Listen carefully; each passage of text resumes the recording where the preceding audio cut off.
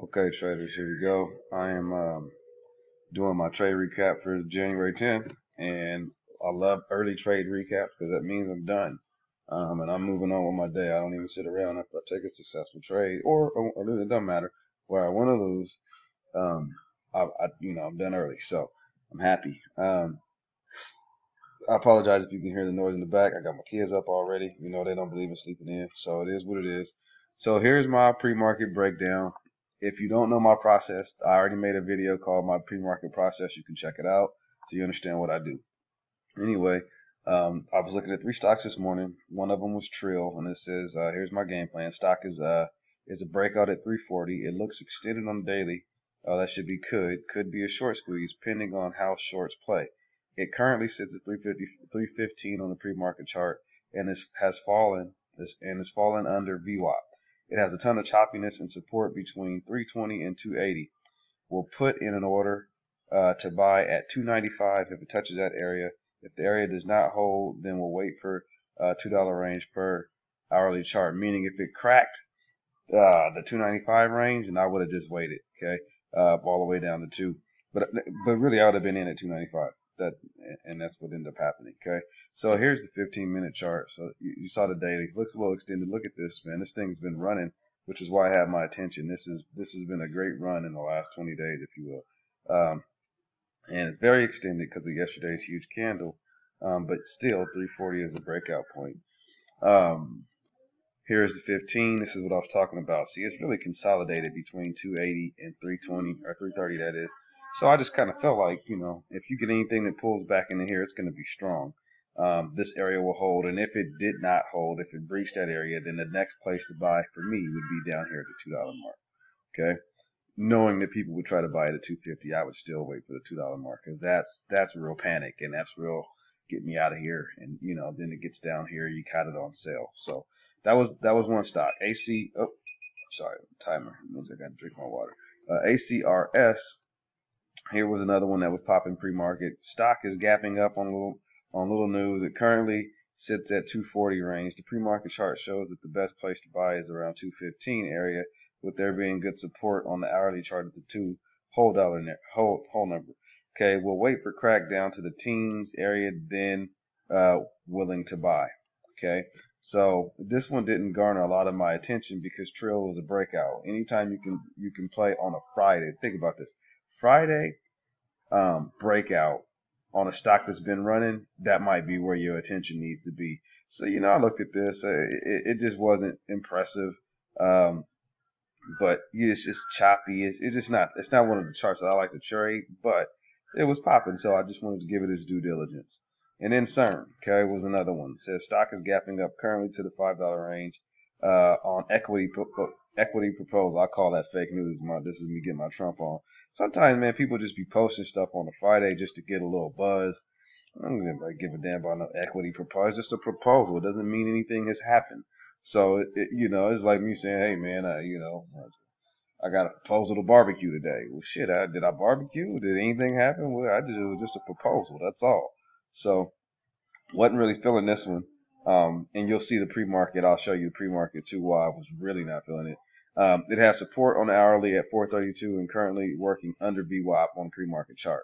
So, here you go. Because of that, I will wait and see if it cracks down to 432. It can run at 5 if it gets back up there, but we'll wait and see if it breaks 5 and then pulls back to that area, and then I'll buy it. So basically, I'm saying, look, this thing is already under VWAP. I don't like stocks that trade under VWAP in pre-market because it'll probably crack down. So more than likely, I'm waiting for this area, 432 area, okay? And really, when it gets like that, I'd rather wait for the whole number. But I would be willing to buy at 432 if it cracked. But I'm going to show you why I would have probably even waited longer in a second, okay? And then if it broke out, then good for it. I would have waited for it to pull back to the breakout area, and I would have been a buyer there in hopes that it would make another run and actually take out the previous high. Okay, so this is the hourly. This is at 432 support area. This is why I said that, so you can see that clean transition. I love clean transitions. That's always important to me. So let me go ahead. So that was the 3. So now let's go to my stocks to trade and we'll see. All right, so I'm going to start with TRIL since that's what I took. Okay, so look at this. Here's pre-market, and this is all active. This is live right now. But I got in on this candle right here at what time is this? It's 9:33, which is 6:33 my time. Okay, so here's the pre-market. So I'm seeing that the move starts here at the 290 area. Okay, I know that it's already strong in that area, and I know that it's a breakout beyond 340. And we can see this morning pre-market, it did break 340 and it ran at 360. Really the highs of this, yeah, the 60s. And so, then it came down and then it was under VWAP, which I actually liked because now I'm really thinking, yes, I really want this area now. So I had to order in at 295 because, during the market, you want to, even though my area is right here at 294, I just bumped it up a tad because you want to get filled. And thankfully, I got filled. And then this thing just immediately ran. Now, I did make a mistake. Normally, I look at this. So I look at the high of the body, well, not the high, but the body of the last big red candle. This was the last big red candle, but it's truly not a big red candle. That was actually a poor decision on my part, which was at 319. Really, this is a big red candle. This is man, this is all bad. This is, panic. This is emotion. I can see that. This one wasn't as big. I really should have just held and seen what happened, especially considering that 340 was the breakout area. But anyway, I took my fill at 319. Hey, I'm making the video. Y'all gotta be quiet. I took my fill at 319. But the mistake was I knew that this could break out, and it's been popping. We've seen what it looked like on the daily. I really should have been willing, considering that I got it at 295, which is almost the best price you could have got today.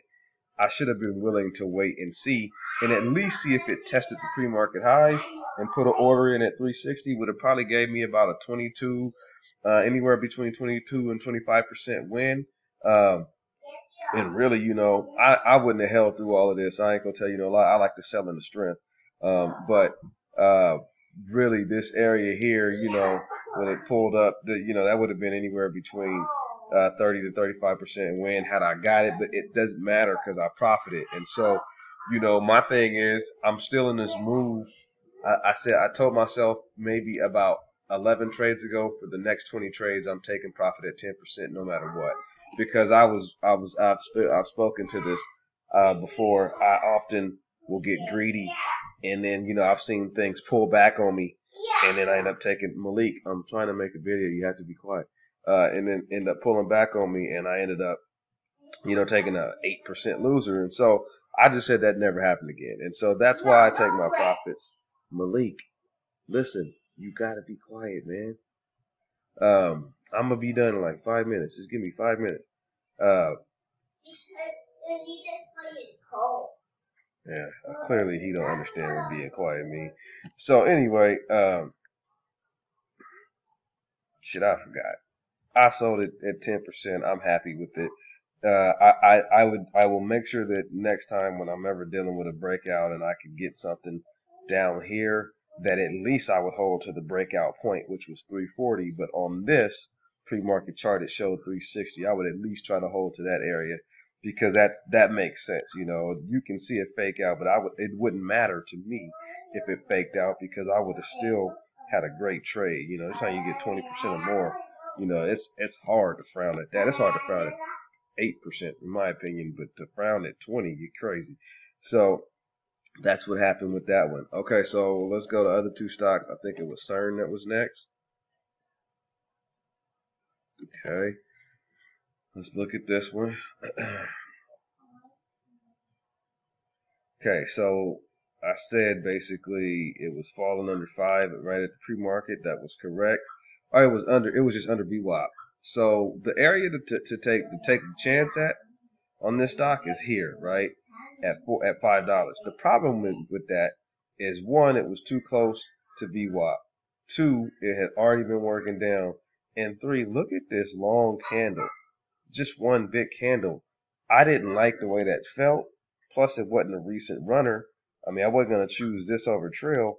And so, you know, I can see this thing. I told you it has support on the daily at 432. Hey, let's play a game. To be quiet for the next 5 minutes. Let's see who wins. Okay. So anyway, Malik, you lost. You lost the game. Don't come over here. I'm making a video, man. Just let me finish my video.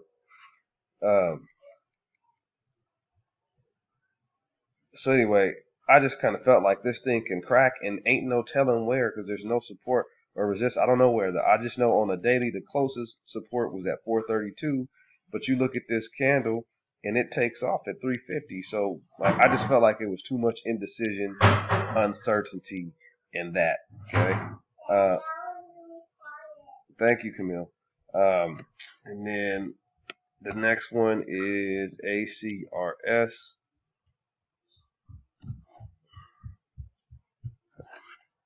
Here you go, son.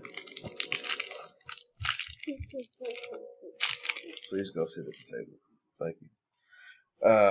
ACRS. I said the place to buy would be 215. Really thinking the whole number. And again, look at this. It blew up. I don't know what happened to my support lines. I drew lines, but anyway, they're not there. Oh, that's weird. And it was just working down, right? And it's working down below VWAP at the open. Anything that's below VWAP at the open, I'm really not interested. I think it's going to crack bigger, and I want to wait for the bigger crack, and I want to take it down in the lows. I want it on sale. I don't want any of this over here. Because when you can't hold VWAP in pre-market, it just tells me that you're going, you know, it's going down. So those were the three options. That's why I played it the way that I did. TRIL was just, when you look at the three, you realize that TRIL was like, you know, that was the real deal play. And I'm glad I played it the way I did. This is one that popped up on my scene late. I didn't get to really break it down. I looked at it in a pre-market and it was working down, so I kind of wasn't really interested, especially knowing what TRIL is, but you can see this thing pop. Okay, so I don't know what the catalyst was to this, but it definitely made a move. But, you know, hey, man, you can't go broke taking profits, and you can't be mad at a win. I don't care if it was a big win or a small win. You didn't pay them. You got paid. All right, man, this is the recap for today. Study hard over the weekend. Always back trade. Always go back and look at everything. On the weekend is where I put my grind in. I usually back trade. Hey, Malik, sit down and eat your bar and be quiet, please. I usually trade anywhere between 15 and 20 stocks over the weekend. Back trade, because I like to work that process and make sure that I'm on point, because that's where the wins is, my friend. All right, I'm out. See y'all next time.